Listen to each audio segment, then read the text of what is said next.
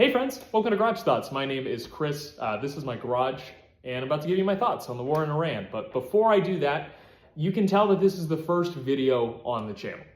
And with that being said, I just want to explain a little bit about myself, and I want to give you some context for the mission statement of this channel, just so we can kind of get on the same page. So, like I said, my name is Chris. I have always been somebody who has been obsessed with politics, probably at an unhealthy level, to be quite honest with you.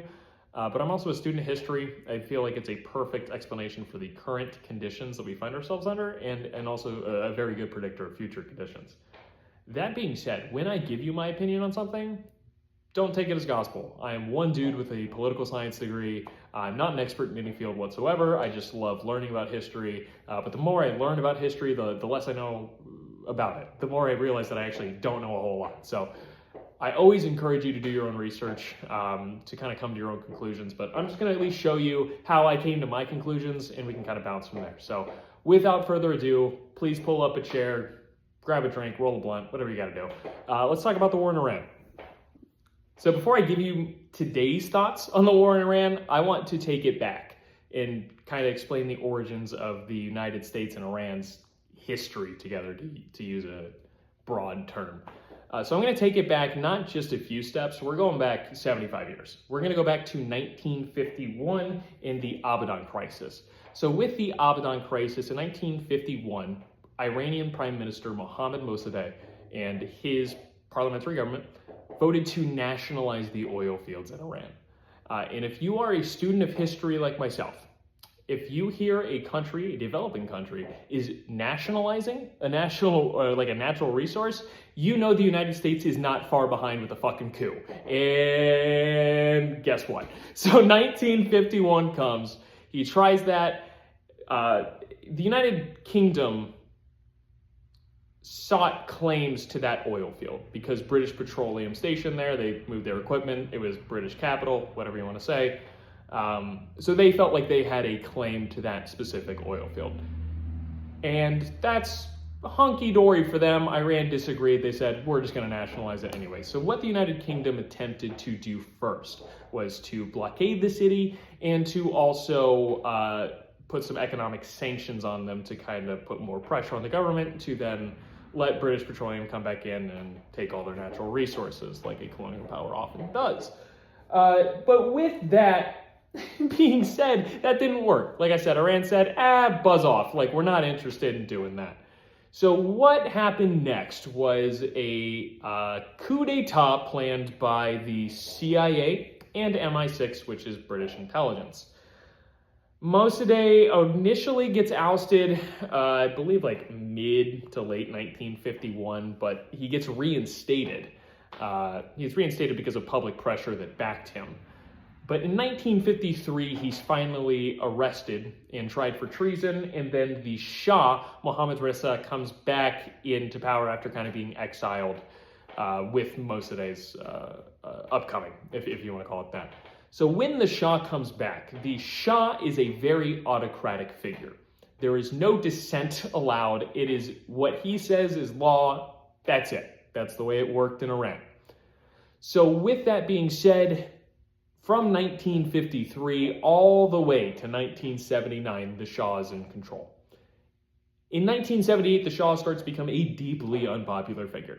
And I'm talking like deeply unpopular. Disregard like all the crackdowns on dissent, everything like that, that's going to add to it. Over 10% of the country was involved in a revolution against this guy. 10%. To put that into context, the United States has what, 380 million people? That's 38 million people in today just like overthrowing the government. That's unthinkable nowadays. You can knock on wood, you can do whatever you want to try to make that happen. 10% of the country is not participating. Like, typically 1% of a nation does not participate in a revolution. That being said, this dude got ousted. He fled in 1979 as part of the Islamic Revolution. In 1979, when the Shah flees, he is diagnosed with cancer. He flees to the United States to get cancer treatment. Meanwhile, in Iran, Iran decides to be a theocracy and implement an Islamic republic. Upon hearing that the Shah went to the United States, alarm bells are ringing off in Iranians' heads, especially Iranian students and young revolutionaries.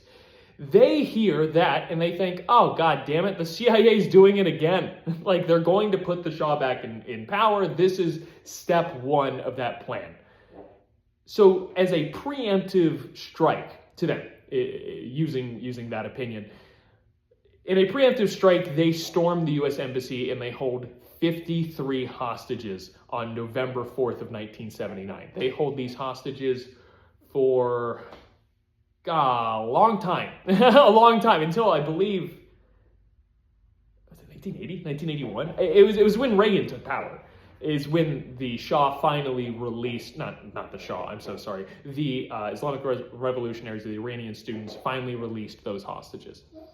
So with that being said, the United States was not a huge fan of not a huge fan of this new of the Shah. I mean, it was the Islamic Revolution, because the Shah was backed by the U.S. government purely for access to the oil fields. And I'm going to make an entirely separate video on the United States overthrowing governments and then establishing autocratic United States-backed governments that will let them have power to those resources, because I'm looking at you, Allende. I'm looking at you, basically the entirety of Latin America.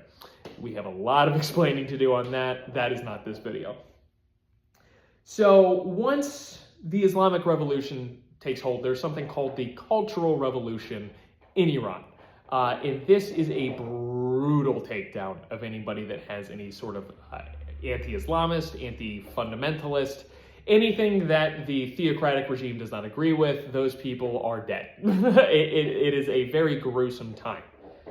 So during that, obviously, there's a lot of distrust. Iran is in distress at this point in 1979.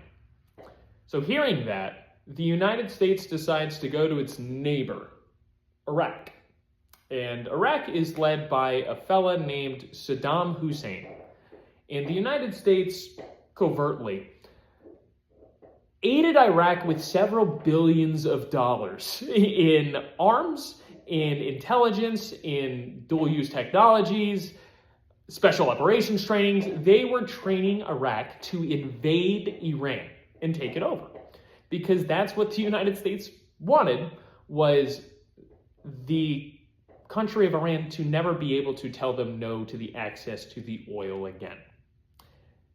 That's the opinion that I have on that. I think it's backed by many years of the United States constantly putting governments in control to control the flow of natural resources, oftentimes oil. It's just, So with that being said, I mean, the war in Iran, between Iraq and Iran, because Iraq did eventually try to invade, lasted 8 years, from 1980 to 1988. And with this, Iraq was using chemical weapons in Iran, and the United States just ignored it. And if you get the sense that the United States is maybe, what's a correct term here? Morally malleable when it comes to controlling the flow of natural resources, I would have to agree with you. But that is, again, a philosophical topic, really, that we can dive to at a later date, and I'm very excited to get into that with you guys. But that is the context behind the United States and Iran leading up to 2014, 2015, when the JCPOA is signed between Iran, the United States, UK, Germany, a few other countries. What the JCPOA was an Iran nuclear agreement. You'll often hear to it named, right? With this, Iran promised to let the IAEA, which is a portion of the United Nations, which will check the like nuclear capacity, making sure they're only enriching the uranium enough to have research and power, but not enough to create a nuclear bomb. They signed off on this. And the IAEA went in, and Iran was following everything to a T. The only thing that Iran got out of the JCPOA was assets that the United States had frozen leading up to that embassy kidnapping in 1979 that we talked about earlier. They released those assets back to Iran. That's it. That is it. And Iran guaranteed that they would not have a nuclear weapon. So when Donald Trump became president and then withdrew from the JCPOA, that opens up a nuclear Iran. It's odd how that happens. And why Donald Trump left the JCPOA is anybody's guess, but my guess is the dude just kind of hates Obama. It's kind of the only thing I can see his political career being based off of at this point, that and not being willing to be thrown in prison. Because it's just that one joke that Obama made at that, I believe it was a White House Correspondents' Dinner in like 2011 or something like that, where he was joking about the very racist birther movement that Donald Trump didn't create, but heavily backed. And when Obama made fun of him, I feel like that was the start of Donald Trump's political career. I mean, I think he ran or teased running in 2012, but I don't remember that far back. I was 15. It's not up there. Because when he ran the first time, his entire thing was repealing Obamacare, which Obamacare, I don't understand a Republican opposition to Obamacare, considering it was quite literally a Nixon project. It was a Nixon healthcare proposal from the 60s. So it's like, what, you fucking Republicans don't like conservatives anymore? Like, what the fuck are we talking about here? It's the same thing that Mitt Romney put into Massachusetts in God damn it, I don't remember the year. But obviously that was discussed during the 2012 election. So my thing is, it's like he goes in, tries to repeal Obamacare and then pull out of the JCPOA, just kind of dismantle Obama's legacy. And I have my issues with Barack Obama as president, but like I feel like that's fucking petty. I feel it's not petty, but this dude's super petty. So that being said, when they withdrew from the Iranian nuclear agreement, that opens up a nuclear Iran, and that led to tensions for ever, really, from 2015 to today. So as you may remember last year, we performed an illegal and wildly just unconscionable bombing in Iran, and we said that we destroyed most of their nuclear facilities because we're concerned about a nuclear Iran all of a sudden, even though Iran's been like 2 weeks away from a nuclear weapon for like 20 years at this point, so who fucking knows? Turns out it's just a lie. Who fucking knows? So we go back and bomb again this year, and here's where our discussion in 2026 begins, about 13 minutes into the video. I'm astonished by this war. The main reason I'm astonished is the Trump regime does not have a coherent reasoning for going into Iran. We have heard everything from nuclear weapons to peaceful regime change, not peaceful regime change, no such thing as that, to they were going to attack us preeminently, to fucking Secretary of State Marco Rubio legitimately saying that actually it's just because Israel was going to attack them first, and like we could either attack now or just attack when they attack U.S. bases. Like, so we just decided to jump in now. It's a real thing he said. To Trump then contradicting that and saying, actually, I forced Israel's hand. Sure. Like this, it's just messy. If you can think back to the war in Iraq, and the war in Afghanistan, the war on terror as a whole, God, at least Colin Powell had the goddamn balls to lie to the UN and say that, Iraq was close to establishing weapons of mass destruction, but we don't have that effort anymore. This is a wildly unpopular war. I've seen approval ratings anywhere from 27% to which I think was like an Ipsos or a Reuters poll recently, all the way up to I believe 44 at the highest, which was a CNN poll, which if 44% of CNN viewers are favorable of going to war with Iran, that should tell you everything about the Overton window of politics that we currently exist in. That's fucking ridiculous to me. But they don't have a coherent message behind it. It's wildly illegal, and it's based solely on a lie if we're going the route of Iran was going to attack us, because there was a study done last year in 2025 by the Defense Intelligence Agency that said Iran is 10 plus years away from attacking the United States, even if it fucking wanted to. And now that we've joined Benjamin Netanyahu, who, by the way, wanted this, he said this is something he's always wanted to do for 40 years. What was 40 years ago? 1980s, Iraq, Iran, the Islamic Revolution. It all ties together here.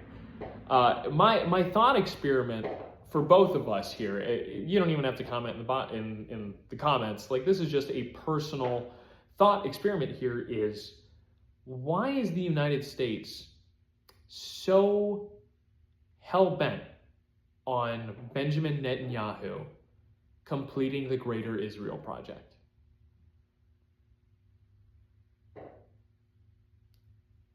You just gotta ask yourself some questions on this. Like, why are my tax dollars not being spent here, but being given to Israel so they can commit a genocide in 4K that was live streamed in front of all of our eyes? We saw it. Not face any consequences for that. And then immediately turn around and help Israel try to fight Iran. And it's because the first strike killed 175 people at a fucking school. At a fucking school. 175 Iranian children are dead because of false pretenses or imperialist greed, which is the more likely solution. And another quick thought experiment I want to perform with you guys is, if the United States government is perfectly fine with killing 175 children at school somewhere else, doesn't that really explain why they don't care about children dying here in schools? You can't have a policy of violence and of inhumaneness abroad and not expect that to trickle back home. Sure, there are things that we can start here to fix our ills, but our role in just atrocities across the globe has to stop first before we're going to be able to move forward as a serious society. But I mean, and now you bomb and you kill an 85-year-old supreme ruler. I mean, obviously I do not mourn the Ayatollah. I don't agree with a theocratic government at all, but it's just going to go to a council of 25 people that's going to appoint an even more hardline dictator, because that's what happens. Every time we try to overthrow a government, that structure eventually fails that we try to implement, and then a more extreme group rises out of that, because now their messaging of the West is the reason we're like this, well, people just saw it in their country. It's easy to buy into at that point. We saw it killing Gaddafi in Libya. Gaddafi was an awful dictator. Killing him and removing him made the situation in Libya worse. Same with Saddam, who we funded and gave money to. You know, that's also a pattern that we'll get into. 19 minutes in, I feel like we've touched what I want to touch on with this as far as the historical context. I mean, this is a wildly illegal war against a country that didn't attack us, made by our own doing by ripping up the JCPOA in 2015. Bombing school children is not going to fix fucking anything, but no one fucking cares about that. How many times do you see that in the news? Because it should still be running. That's 175 people. The death toll, I believe, is up to about 1,300 Iranians right now, killed for no fucking reason at all. And our tax dollars are paying for it. So if that makes you a little frustrated, then let's talk about it. This is the only way that we're gonna kind of get through it, honestly, is as long as we're keeping an open dialogue and making sure that our hope for a better future is not lost in some doomsday mentality, because that would be a goddamn shame. So I appreciate all of you stopping by. Hopefully you enjoyed this 20-minute rant about whatever. Like I said, I am not an expert in this at all, but I feel like this is just a good thought experiment for all of us to keep an open dialogue. So I appreciate you guys. If you want to have a discussion, feel free in the comments. But if not, I'll see you next time. Thank you so much.